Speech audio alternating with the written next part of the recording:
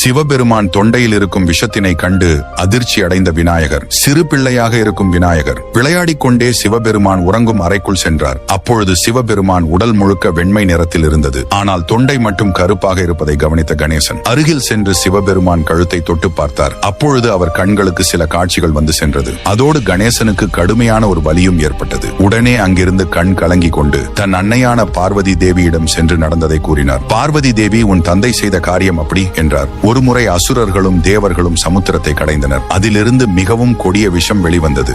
அப்பொழுது அனைவரும் தங்களை காத்துக்கொள்ள உன் தந்தையை நோக்கி பிரார்த்தனை செய்ய உன் தந்தையும் அந்த விஷத்தை பருகினார். அது வெளிவந்தால் உலகம் இருளில் மூழ்கிவிடும் என்பதால் அதனை தன் தொண்டையிலேயே நிறுத்தி வைத்தார்.